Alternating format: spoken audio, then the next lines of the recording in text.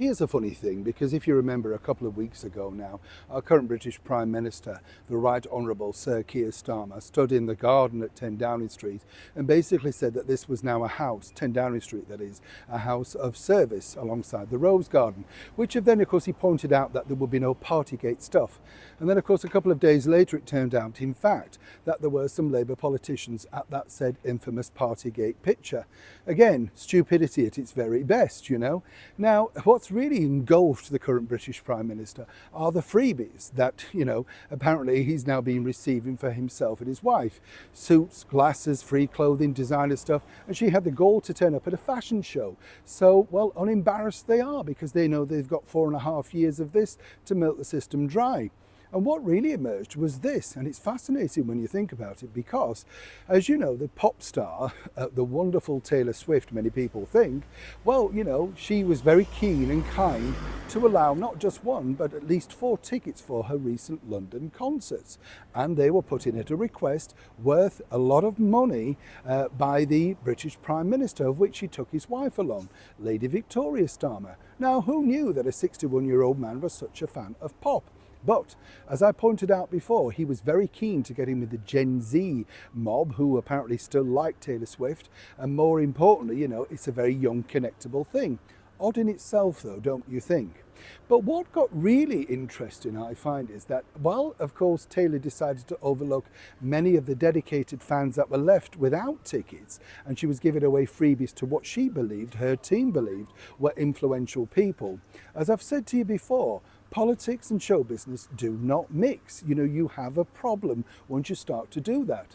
Recently, she decided to back Miss Harris in, of course, the presidential race. And I said at the time, it's, a bit of a career suicide because you're going to lose 50% of your audience.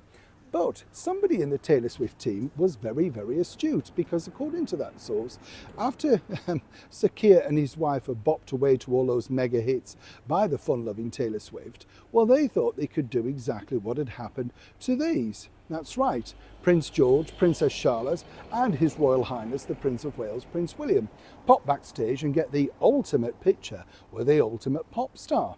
Well, yes, things, took a little bit of a battering because they were left waiting and waiting. And what they really were trying to do was connect in via Travis Kelce, which is Taylor Swift's boyfriend. And there's all sort of controversy around that, whether they're a contract, a real couple. You see the mess show business and politics creates, right? Now, moving forward, it didn't happen. And apparently, Sir Keir, the very thin-skinned Sir Keir, was not too thrilled at all, mainly because he said his wife was a huge fan. As I said, strange sort of people when you think about it, because Taylor, as much as I like her music, I wouldn't necessarily think I'm her core audience at my age. You get the picture.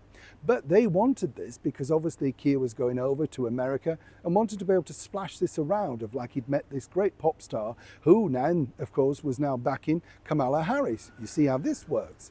So moving forward, while Taylor and of course maybe her team thought this was a nice idea to give away free tickets to the recent incumbent British Prime Minister, it's all truly backfiring. But more importantly, over here with the British public, she will lose fans because so many young people missed out on this wonderful opportunity to see their pop idol in London on her Eras tour.